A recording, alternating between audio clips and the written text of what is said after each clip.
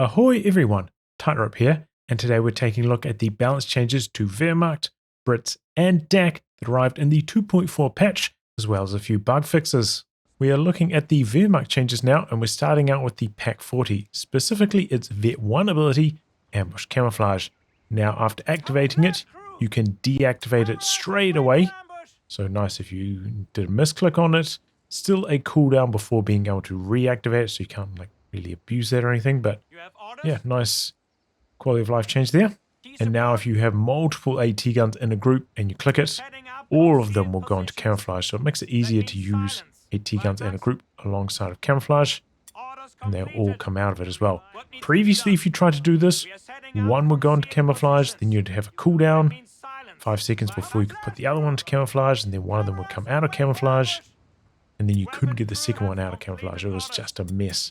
So some nice quality of life changes there to ambush, and I think after this change, usually I haven't been a big ambush camo user, but I think this is kind of the tipping point for me to start using it more now. On the MG42, the white phosphorus rounds have been buffed.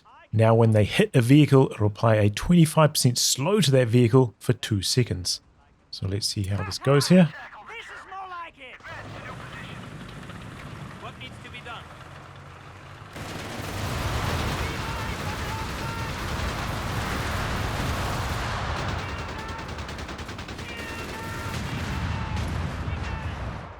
I'm curious whether this works on penetration or just on hit. So here's the Black Prince. So it's just on hit. It doesn't require penetration. So that does make it quite a lot better, because even though this does give plus 425% weapon penetration, it's actually not very much. I think that pretty much brings the penetration up to 5, which is pretty low. They also shortened the duration of it from 1 minute down to 45 seconds with this change.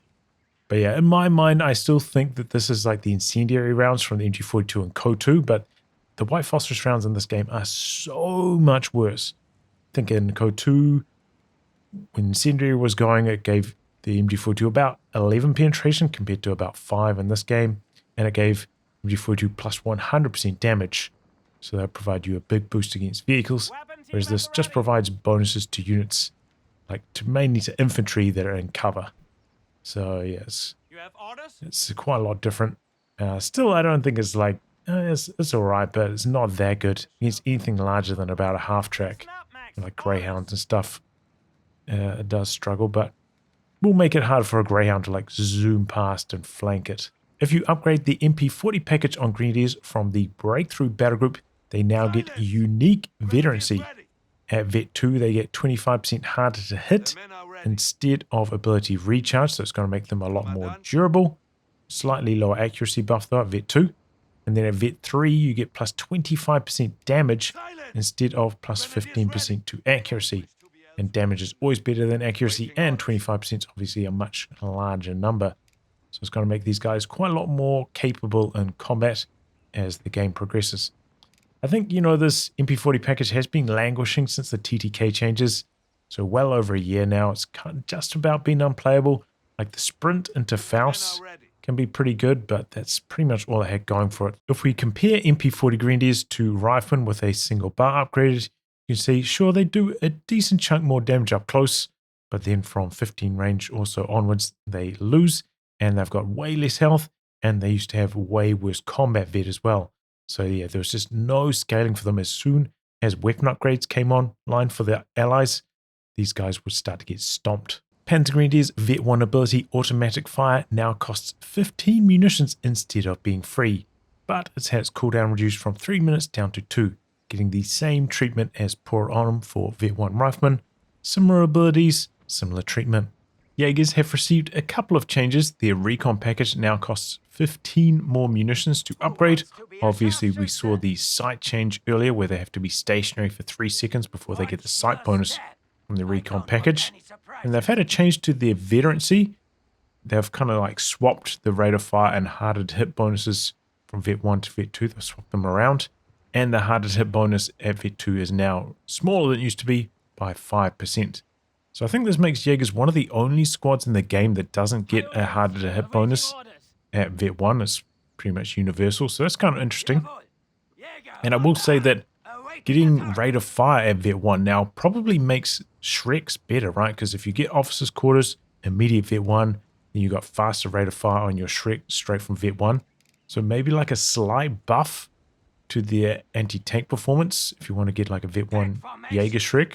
So you're going to have that rate of fire bonus straight away. And harder to hit doesn't really matter too much when you're facing most vehicles because they're relying on like explosive weapons, which don't rely on accuracy. So the hard hit bonus doesn't really help you that much there. So yeah, but definitely nerfs to the recon package Jaegers. The Flak 30 team weapon has been buffed. They've given it 15 more health per model.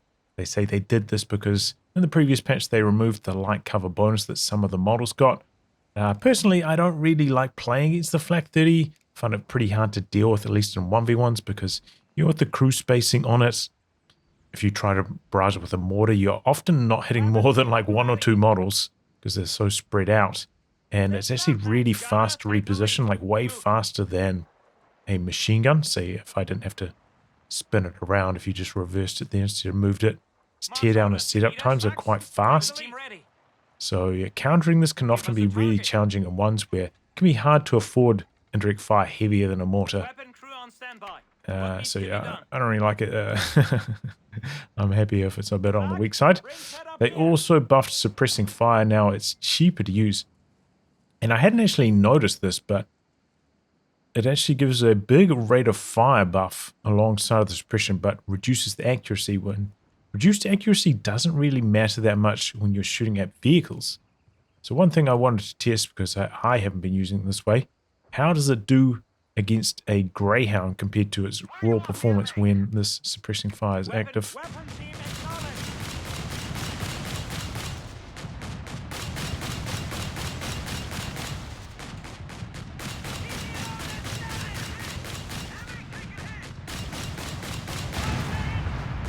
Okay, so it kills it faster, but not that much faster. I think it's like just more rounds are being shot per burst, but we can't really hear that in the sound effect or like see that. One thing that I was thinking about for the Flak 30, now that we have a dedicated anti-air mode, maybe this would allow it to shoot at planes like omnidirectionally, because at the moment, if a plane comes in from the other angle outside of its firing arc, it can't shoot at them at all. And I think if we like look at it, I don't know much about weapons, but it feels like there's a pin here. If that was removed, it looks like it would be able to rotate around, right? Maybe this would make it too good at anti-air, but quite often it feels like this is not pointing the right direction to ever shoot at planes. Kind of limited in how it can move. Might need some balancing, but yeah, it can make it tough for Wehrmacht sometimes. Trying to afford AA, having to stretch all the way up to a Wirbelwind, and this could be a cheaper option. As I said, it might require some rebalancing, but it's worth thinking about. Speaking of the Wirbelwind, it's had a buff to its Veterancy. The Vet 1 Axel decel has gone, same as most other Axel decel bonuses in this patch. And it's had the rotation rate that it used to get at Vet 3, moved to Vet 1, and then at Vet 3 now it gets plus 80 health, which is a really good bonus to get because you can see it's got 600 health. This is without skirts. Going up to Vet 3 takes up to 680 now, which means we'll take one more shot from an anti-tank gun to kill it. And that's a big breakpoint. It makes the Vet 3 Wirbelwind much harder to deal with, and makes me a bit scared as a 1v1 player because last patch was pretty common for Wehrmacht players to just stay at FOF company, spam Wirbels and Marders, and it's pretty hard to deal with. And now if they do manage to get it all the way to Vet 3, it's going to be even harder to deal with. A few changes to the Marder, mainly to the sight main gun ability. Now if you have them selected as a group, you can activate them both as a group, and then you can deactivate it straight away as well, so you won't get stuck in it for 5 seconds like I think it was before. So, you know, it gives you some options for controlling them as a group a little bit more easily and avoiding you from getting into trouble. But yeah, very similar to the pack camouflage changes we saw earlier. But there's one more change where the sight main gun bonus, the extra range and whatnot, doesn't kick in until they've been stationary for, I think, yeah, 3.5 seconds. Because I think, in my experience, most players weren't going into sight main gun with the Marders and waiting for the enemy to run into them. Instead, they were activating sight main gun mid-fight to get the range and rate of fire bonus so they could land like an extra 1 or 2 shots during an engagement. So that kind of utility has been largely diminished because, yeah, the range bonus takes a while to kick in. So yeah, it looks like Relic want this to be more defensive, something you do in preparation of the enemy attacking you rather than something mid-combat. They've also buffed the speed on the Marder by 0.2, which might not seem like a big deal, but you know, when a grunt is 5 movement, it's going to make it easier for the Marder now to kite the grunt without the grunt being able to close that range advantage that the Marder has. So yeah, 0.2 doesn't sound like that big of a deal, but I imagine in the Grunt v Marder matchup, it's going to make quite a big difference. The Stug has had a change to its Veterancy. Used to get a second rotation rate buff at Vet 3, and that has been replaced by plus 20% weapon penetration. So the Stug already has 185 penetration, so it doesn't really need more penetration to deal with medium tanks. Like maybe if you're talking about like a MSC armor buffed Sherman on the frontal armor, sure, a little bit more penetration is going to help there, but in most cases that's not really going to help. But you know, we'll help it out against the heavier vehicles for sure. But you know, maybe with a slower rotation rate will make it easier for mediums to flank it as well. So probably I'd say like a buff to its performance against heavy vehicles, maybe a slight nerf to its performance in other scenarios. The Command Panzer IV has had its Veterancy changed. And V1 used to have Axle Decel, that's been replaced by rotation rate, which is much more useful. Good change there. It also used to get an ability recharge buff at Vet 2, which is just so useless because this is the only ability it has. And when do you ever need this to cool down faster? Like basically never. So that was a completely useless buff in my opinion, and that's been replaced by weapon accuracy. Weapon accuracy not as useful on the command tank because you can't upgrade it with the pintle machine gun. It's got the commander sticking out, so makes it a little bit less useful because there's like one fewer weapon to buff up in its performance against infantry, so it doesn't make as big of a difference as it does on the regular Panzer IV. And they say they've also changed the rate of fire buff at Vet 2, so now it applies to the full reload cycle, so should fire slightly faster at Vet 2 now after this change as well. Comparing that to the regular Panzer IV that also got a buff to its Veterancy, they say that it's Vet 1. The patch notes were a little bit different to what it says here. It said 25% accuracy at Vet 1 on the notes. It says 20% here. I'm not sure which is right, and I can't look that up in the mod tools either, unfortunately. And also a 5% extra buff to weapon penetration at Vet 2. I think, you know, a lot of people have been complaining that the Panzer IV can't really hold its own in the late game, so I think they're trying to respond to that here. Stosstruppen have also received a few changes in this patch. We're looking at their Veterancy first, and they begin by saying the 20% at Vet 2 wasn't correctly applying. I'm guessing that means 20% to weapon accuracy. So yeah, they'll probably have more weapon accuracy now at Vet 2. This is again like one of the problems with the mod tools being so locked down in COH3, because there's nowhere that we can look up what the Veterancy bonuses actually do. They're hidden in the mod tools, so we can't like proofread these kind of problems. But alright, they also swapped the harder to hit and rate of fire bonuses between Vet 1 and Vet 2, similar to the change we saw with Jagers before. And the Vet 3 accuracy bonus has been increased by 5%. They've also made it so Stosstruppen can throw both of their grenades an extra 5 range, so it's out to 25 range if we put the sight on. It's pretty far, right? Comparing this to like a US paratrooper, like that's a pretty big gap. Especially if you're like trying to throw a grenade at a machine gun while you're suppressed or something. An extra 5 range makes a big difference. And speaking of that, the shock assault ability that allows Stosstruppen to break free of suppression and become immune to it has also received some changes in this patch.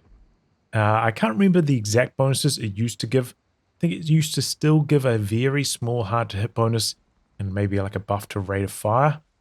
But that's been removed now, and it's been swapped to a 30% accuracy buff while moving only.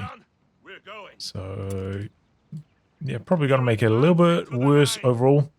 I never really liked this ability though, like how easy it was to counter machine guns with it. The Brummbar got a buff to its fire AoE damage value, similar to the change we saw on the Bulldozer. Let's see what that looks like here. Looks pretty strong overall. I think maybe even slightly stronger on the Brummbar because It doesn't have a damage cap, unlike the bulldozer. So, you know, if there's a spread out squad of 6 models, the far AoE is going to kick in, catching the models on the edge. The LG40 that you get in the Luftwaffe battle group has had its accuracy buffed in the mid and long range. So now it's got the exact same accuracy as a pack, which makes a big difference, especially against light vehicles, because before it had a pretty high chance to miss light vehicles mid to long range, which is a bit of a problem because its penetration is not very good, so it doesn't scale very well into the late game. So if it can't counter light vehicles at the early timing that it arrives, it doesn't really serve much of a purpose. And every AT gun in the game got the accuracy buffed. It must have been like 2.5 years ago, except for the LG40. I think they just forgot about it, if I'm honest. I've kind of been bleating on about this for quite a while, and they've finally changed it. They've also done some changes on the other end though. They've nerfed its penetration, so it scales even worse now. So it's definitely intended role early counter to light vehicles as its focus, because it does also do less damage than other AT guns. Only does 120 instead of 160, and they've nerfed the AoE on its high explosive shells as well. So it's much more focused as being an anti-light vehicle tool in the early game. And I wonder if it may even need a cost nerf after this change, because it was already a pretty popular option in the previous patch, because you could get it alongside a Luftwaffe company to kind of fill your holes in terms of anti-tank when going for that tech structure. So I'm wondering if it might even be too good after this change. I guess we'll have to wait and see. And the last one for Wehrmacht, the Pantherturm. Now you can see its facing direction, similar to the 88, which is very handy, especially if you build it facing the wrong direction initially. Or if you just have to switch between angles, you know, enemies attacking from this direction, then you expect them to come from that direction. Maybe you've got some scouting, some extra vision, because it doesn't rotate that fast, the gun on it. Also now it can gain veterancy like most other emplacements in this category. So, you know, it did receive some cost buffs in the previous patch, if I remember rightly. Maybe this is enough to tip the Pantherturm into seeing some more use. Moving on to the British forces now, and we're starting out with the infantry section, specifically the recce package. Obviously we've seen already scope rifle change, so now you need to be stationary for a couple seconds. Flare has a lower radius of vision and no longer have detection on the recce package. That's now on sappers, upgraded with the sweeper, so quite a lot of nerfs to them there. On top of that, now when you do the artillery, they actually have to throw a flare out, and then the artillery won't start coming in until the flare lands. So it's going to be more of a delay before the artillery hits. I think in the previous patch it was pretty much a no-brainer to just upgrade all of your sections with the recces, but after this change, if you've got, say, 3 Tommies, might go for 1 recce just because the flares are so handy, and then maybe 2 Brens. The Humber's Vet 1 ability, Mark Area, can now be cast 5 range further out. Okay. The Stuart has received a couple of buffs. First off, to its scatter, so now it should hit infantry a bit more reliably. It actually has the exact same scatter profile as the Greyhound, but it's not going to be nearly as good as the Greyhound because Stuart has a worse AoE profile and damage cap of 2 instead of 3 like the one with the Greyhound. And the Greyhound's got better machine guns as well. So yeah, a lot of things going right for the Greyhound, but buffing up the Stuart should be a little bit more consistent at hitting infantry and maybe hitting vehicles a bit more often when it misses on accuracy hits. On top of that, they've changed its veterancy, removed XL decel from Vet 1 and moved rotation rate from Vet 2 up to that. And they moved accuracy from Vet 3 to Vet 2 but reduced the amount on it slightly. And they've added 20% to speed at Vet 3. The Grunt, which I have selected here, has had quite a lot of changes to the performance of its main gun, mainly in efforts to reduce its anti-infantry performance, it seems. I'm going to compare this to the Shim because it seems like those are the numbers that they've basically copied onto the Grunt. It seems like they want the Grunt's performance on its main gun in terms of anti-infantry performance to be basically identical to the Sherman. So you can see the numbers here where they've changed the distance and they've changed the damage. And if we compare that to the Sherman, you can see the only difference now is that the Sherman does a little bit more damage right in the center. But I think they've made a mistake while they've been copying these numbers across, because you can see the Grunt now has a far AoE distance of 4.5, but it actually gets cut off by the outer radius value, which is 3, with the Sherman, which they've been copying it from, I believe, it's the outer radius of 4.5. So I think they've stuffed this up, and they probably need to make this 4.5 on the grunt, if that is indeed the performance they were trying to benchmark it off, which I do think it is, because if we look at the scatter changes as well that they're making comparing to the Sherman, you can see that now the grunt after these scatter nerfs has the exact same scatter as the Sherman. So yeah, grunt's going to be quite a lot worse against infantry after these changes. Of course, the grunt does have other advantages over the Sherman, where it's got more penetration, higher rate of fire, and more health, but yeah, thought that comparison was worth making. They've also made some cost changes to the grunt, and now costs 10 less fuel to unlock the side tech, but 10 more fuel per grunt. So cost to get the first one out is going to be the same, but thereafter 10 more. Kind of similar to the Stuart change that we saw a couple patches ago, which honestly did cut down Stuart's spam by quite a lot. The Matilda has had its health increased by 60. Didn't really feel like the Matilda needed a buff in the previous patch, but I imagine the in-combat repairs change is probably going to hit this tank harder than most of the others.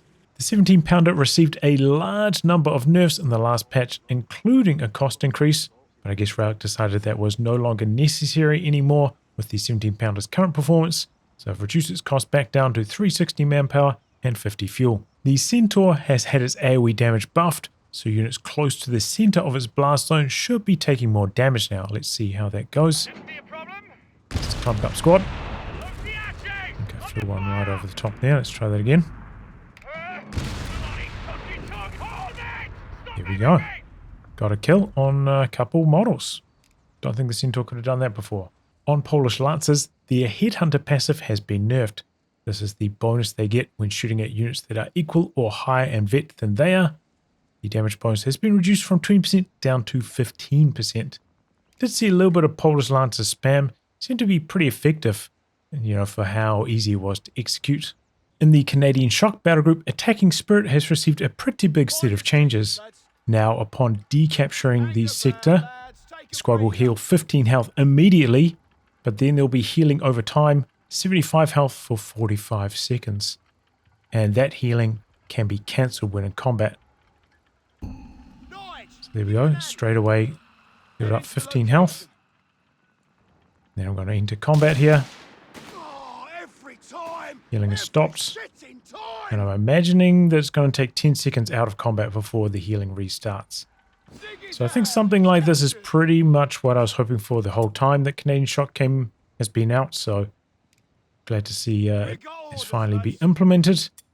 And we'll have to see how it goes. They didn't reduce the command point cost on it after this either. So still at 2 CPs. In the Australian Defence Battle Group, a couple of abilities have been switched around in their positioning. Milk Truck Run used to be available in the first tier, and both of these used to be available in the second tier, and they have been flipped around. Don't think that makes a big difference to the Milk Truck Run's timing, because say if you wanted to get it at 3 command points, say that's about the normal time, probably want to establish your front lines, maybe get your light vehicle out, and that's when you'll get your milk truck out to try and boost your fuel to the final stage of tech. Probably not before that, because then it'll be too susceptible to getting killed. So I don't think it really affects the milk truck's timing at all. But they did increase the command point cost on the reinforced caches, which is a little bit surprising to me, because comparing it to the air and sea caches, these are also 1 command point, also get discounted, also auto-construct. Maybe these ones are harder to kill, but yeah, I don't really see too much of a difference between those two abilities. But this one costs 1 CP extra. But it might be nice to get artillery tripwires earlier in the game, so probably for the way I play, this is probably a buff. Australian Lights have received a couple of changes. First off, their veterancy requirements have been reduced slightly. They're also now able to repair structures, things like MG nests, Bofors, emplacements, sandbags, but they are unable to repair vehicles, kind of like Kriegsmarine. But I think it kind of makes sense that they're able to repair the stuff that they construct. I will say there's a little bit of a drawback to this though, because say if you're trying to get cover behind a wall, it's quite easy to like misclick and start repairing the wall by accident. So this is a situation where you need to start your right click drags away from the cover to get into cover, because otherwise, yeah, if you're repairing it by accident, your unit's going to take a huge amount of damage. They've also nerfed the moving performance of the Australian's scope rifle upgrade. It used to have 75% moving accuracy, now it's only 50%. And I can expect why they did this, because the other 2 scope rifle upgrades also have 50% moving accuracy, But for Australians, I think it's a bit of a problem because they are a bit of a run and gun type squad. First off, we can see their scope rifle versus their regular rifle in blue. And scope rifle looks pretty good, especially long range. It's like, wow, that's good. And then it has the cover ignoring properties, which makes it look like even better. But then if we compare their moving performance, now their regular rifle just looks way better. It's like got over 50% more DPS for like most of like a normal attack range. So firing on the move, their regular rifles are way, way better. Obviously, if the enemy that you're shooting at is in a light cover as well, then that starts to switch it back into the favor of, or any type of cover, back into the favor of the scope rifle. But yeah, now it's like much more of a dicey situation. Like, do I actually want to upgrade my Australians with the scope rifle? Because remember, they remove the sight vision. They have to be stationary to get that bonus. And I think Australians are more of a run and gun type unit, at least in my mind. They get plus 25% speed at Vet 3, which I think encourages them to run and gun. And yeah, so I think for me, if I am going to play Australians, and I didn't really see almost any of them in the previous patch, I'll probably just leave them with no upgrade and use my munitions elsewhere. On to the DAK changes now, and we're starting out with these 4 light vehicles. They've all got a new Vet 1 ability. Instead of Accel Decel, they get plus 40 health. Now this is probably the biggest deal on the Flak feeling and the Caro, because it puts the Flak feeling from a 2-shot kill to a 3-shot kill from an AT gun. And similar story for the Caro, from a 3-shot kill to a 4-shot kill. Obviously the others, it might be relevant in some engagements, maybe fighting against bazookas or stuff, but usually like AT gun breakpoints are the most important numbers. So yeah, it's a pretty big deal. Obviously after the extra health got removed from auto repair the other patch, maybe the Flak feeling had been, quite a lot easier to kill. And this is a way of maybe rewarding it, having some time on the field, being able to vet up. Maybe by the time the enemy's able to afford a second anti-tank gun, this will have climbed to Vet 1 and now be out of 2-shot range. So you won't just get sniped off like you could in the previous patch. But yeah, good to see they're getting rid of Accel Decel. One thing I will say though, that they didn't put this onto the 8-rad for Wehrmacht that still has Accel Decel, which made me wonder if some of the other changes weren't also applying. I had a look at the Marder for DAK as well. And it looks like that doesn't have the new speed, right? I think it went up to 4.8, still 4.6. But they did put the new vet on the DAK Stug, so that's good to see. The capture rate on DAK Panzerpioneers has been increased back up to 1.15. I think they nerfed it to 1, maybe even in the previous patch. But after they did the nerfs to grenade launchers, I think Panzerpio spam wasn't as big of a problem. So I guess they felt confident to bring it back up to where it was before.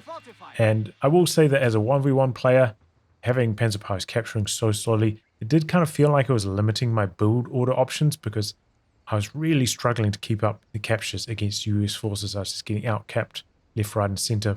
The Mortar Halftrack's Vet 1 ability has been reworked. Used to be like 1-shot pinpoint accurate. Now it's going to be a barrage of 6 shells, but it's going to have scatter. So let's see how it does against some of its natural enemies. Oh, no fog this time, so scatter should be pretty good. Should be pretty tight. Doing this about 80 range.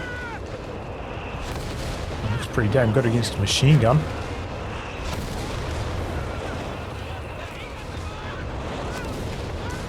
Just probably looks better in general than it was before. I don't know if they changed the damage on it. I can't remember exactly what its damage numbers were before, but I don't think so. So yeah, I mean, that's looking pretty potent. Also on the Mortar Halftrack, I believe they've changed the Vet 1 bonus. I'm pretty sure it used to have Accel Decel, and now it's got plus 10% to rate of fire. Don't know if they've changed the other tiers, but yeah, they've done something to the Mortar Halftrack's Vet, which wasn't in the notes, I'm pretty sure. And then the other 250s, they've both used to have Accel Decel. That's gone from Vet 1, and now they've got plus 25% ability recharge. I think that's shifted from Vet 2 to Vet 1. And that's very handy for them because it allows them to use their healing a lot more frequently. So maybe with DAK you'll be able to get by without healing for a lot more in the early game because, yeah, getting that at Vet 1 makes a big difference. Especially if you're doing like a healing skip type strategy, maybe with like the Canone. Makes them a lot more viable. And then at Vet 2, now they get plus 40 health, kind of similar to the other DAK light vehicles, kind of simulating what they lost with the auto repair health reduction. Oh, and the cost to upgrade to the 250/9 has been reduced by 5 fuel. The 88 has had its range nerf reverted, so it's back up to 75 range again, which I think is fair enough because, you know, at only 70 range, it barely outranges a normal AT gun, and it's like a bit of a faff to try and use it for only 10 range boost. So yeah, I think that's a sensible change. Also, if you like unload or set down your 88, it will automatically set up now, whereas previously it would just like stay there kind of packed up and you'd have to manually give an order to set it up, or would start setting up when an enemy came into range. So just a little bit less micro tax to use the 88. Bersaglieri have got 2 changes in this patch. First off, their veterancy requirements have been reduced to the same amount that Australians got in this patch. And at Vet 2, their rate of fire bonus now applies to every part of the firing cycle, but they reduced the number from 20% down to 15%. I think net, they're still going to be firing slightly faster after this change. I will say that I barely ever see Bersaglieri these days. I know there are a lot more battle groups in the game, but they are a real rarity. I'm not too sure if they are that viable at the moment. It's the same story for the Semovente. Apparently its rate of fire bonuses at Vet 1 and Vet 2 now apply to the full firing cycle as well. So let's see how this goes on the barrage at Vet 2. And it's pretty fast barrage. I will say that, you know, after they put the Semovente behind tech, I've been seeing a lot more Semoventes, so that change has been really nice. Battlefield Espionage has received a handful of changes in this patch, which they've been promising for a while, you know, after they nerfed the camouflage aura, have to be in cover to get that now, and then they buffed up detection by so much. So the first change is they swapped Plunder and Disruption Operations positioning, and they've buffed up Plunder, which we'll look at shortly. For the Funkpanzerwagen, now if you use the Goliath ability somewhere, instead of the Funkwagen driving there, then deploying it, it will stay in place, and then the Goliath will drive to that spot afterwards. So I'd say this makes it easier to use the Goliath and keep the Funkwagen safe, which is good because they've made another change. You can hear that its aura, camouflage aura, is in play now, and there's no longer a button to activate and deactivate it.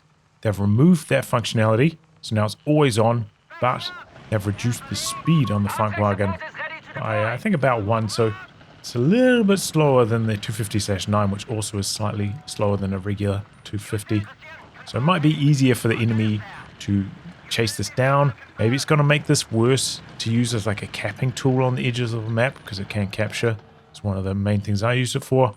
But it's going to be easier to get value out of the camouflage aura, not having to constantly worry about toggling it on and off. For the sector subterfuge beacon, this is the one that you can construct in enemy territory, and then you get half of the resources from that territory. They made a change. You can see there's an icon on this flag now. If you put one of these in friendly territory, now takes 50% longer to decapture that point.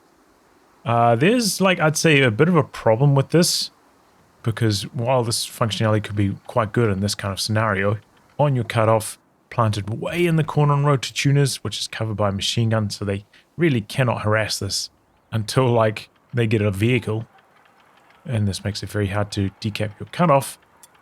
Also, quite often in games, you know, maybe you'd sneak one of these into the corner on their fuel, and then there'd be an opportunity in the game for you to come up here and actually capture their fuel. And then next time they come back out here, they're going to know that you've got a beacon somewhere here.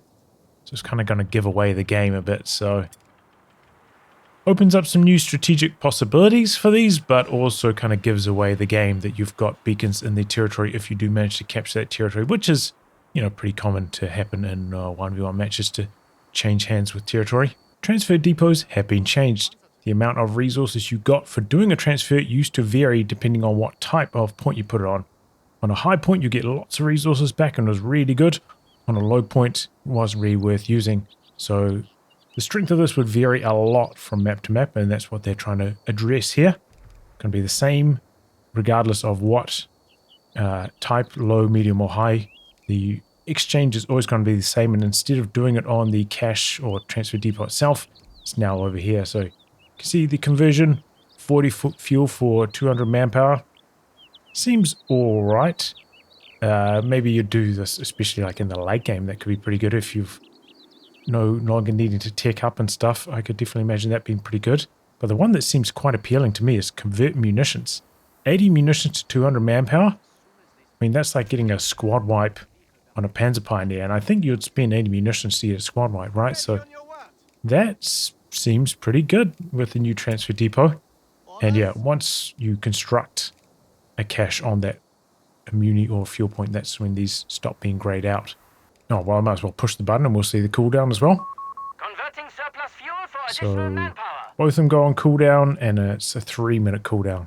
Now that Plunder is at the end of the tree, they've decided to stack salvage on top of Plunder. So you get the weapon on your squad and the same as you get from a normal salvage. So 25% manpower, 20% fuel. Overall, you know, if you want to rush to it, it's 4 command points total. And the one in armored support is just 3 command points to unlock in the first tree. So it seems like a pretty decent deal to me, even though it will be coming online a little bit later. So I wanted to do a bit of a Plunder versus salvage race between these two, because I'm pretty sure Plunder used to be faster than salvage, maybe by about 5 seconds.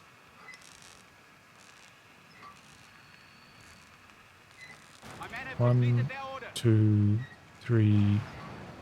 So yeah, it looks like it's still faster than salvage. So not only, not by a huge amount, as I said, maybe about 3 seconds there, but not only is it like, it's just better than, better in every way, but there is a drawback, because if all your squad's weapon slots are filled, they can no longer plunder. So I suppose that's one negative. And the final balance change is to Firestorm. Now the shells will do a little bit of damage when they land initially, and then they're going to do 10 damage every 1.25 seconds. Most importantly, the debuff it used to provide, which I think was a speed debuff, is being removed. So let's see what we do here. So it's like maybe it does 10 damage on impact.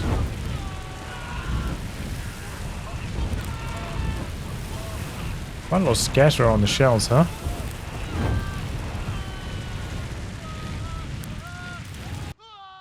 Okay, so there the damage has stopped, but it still kind of looks like there are flames on the ground, right? That's what kind of appears to me. So it seems like maybe they need the animation to disappear about 10-ish seconds earlier than it is currently. It didn't look that powerful. I think I did about here. Kind of weird scatter on it as well. Quite a lot of variance. Reminds me a little bit of the COH3 Soviet incendiary bombing now, but just worse because the shells on impact don't do as much. Now I'll rattle through a few of the most important bug fixes, and we're starting out with Grenadier Merge. You can no longer select a full model count unit for Merge anymore, which is good because previously you could, and it would set the Merge on cooldown, and the Merge cooldown is very long now, so it's quite frustrating. Also, now if you have healing going on,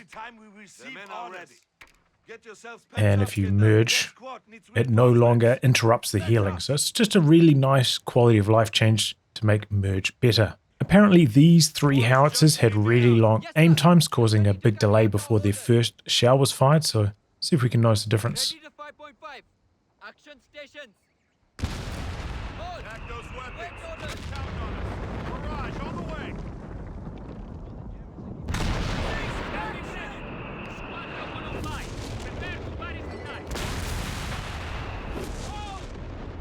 Doesn't seem dramatically different.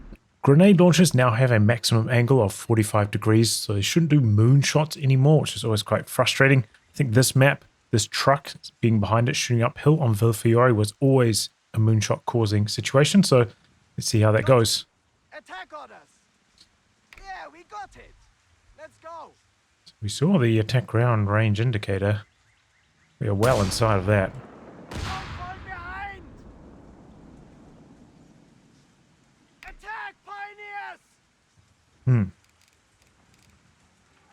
Why are they coming so far up the hill to do that? What if I drop it down to 1 model? With 1 model works fine, but with the full squad it's trash? That's some weird behavior. Definitely undesirable. I think I've seen similar behavior with like attack ground on boys AT rifles and stuff. Like the squad just doesn't know what to do and then you miss your attack round window because they're all running around like headless chickens, even though you're in range and should be able to shoot it. Definitely something funky going on with attack round on some of these squads. And there was a nasty bug in the last patch that largely affected the grenade launcher 250s from Panzer Command. They just wouldn't shoot at infantry. I think they had the weapon target priority system incorrectly set up. But yeah, as you can see now, grenade launcher 250 working as it should. Heavy anti-tank mines, these are the ones that do 400 damage instead of the regular 200. They weren't resulting in engine crits in the previous patch. So let's see how that goes. Yep, there we go. Heavy engine damage as it should be, and the correct amount of 400 damage. So back on the menu, start building those towers again. For US forces, if you ticked survival training, then upgrade your scouts either to Pathfinders or RD observers, they'll get that health bonus twice, and that is no longer the case. Pillage in the Indian artillery battle group supposed to only give resources when infantry gets kills on the enemy, but apparently it was applying to vehicles in the past. I had been playing with Pillage a bit recently myself, and I did feel like I was getting a lot of munitions when I selected it. But as you can see, the Grat getting the kills here, no resources coming in. For DAK, the emergency repair kits upgrade that's available in the second tier of the armory, it now applies to both of these, the 2.5 ton trucks, both the medics and the normal one. I actually thought this was a design choice, leaving the auto heal off these, but apparently not. And yeah, I mean, in the past it was kind of better to go for the 250, because if it did take some damage, it would be able to repair itself back up instead of using this as a tow vehicle, but no longer is that going to be the case. It's been a long week for me making all of these videos for you guys, so I hope you've enjoyed them. In terms of the patch, feels like this patch is a step forwards, whereas maybe the previous patch felt like maybe a step backwards, and then it kind of brought up a lot of feelings of resentment, I think, in the community, like, why hasn't this stuff been changed? And there was a lot of negative feelings, I think, after the last patch. But the one thing is they pushed this patch that we just got kind of like forwards a couple weeks instead of doing a hotfix. And yeah, here we go on the other side of things now. Hopefully you guys all enjoy the new battle group content, and hopefully they do some hotfixes for it as well. And I'm looking forward to seeing what they do in the 2.5 changes to address blotting further. If you've enjoyed my patch coverage, I hope you consider coming on board as a Patreon backer.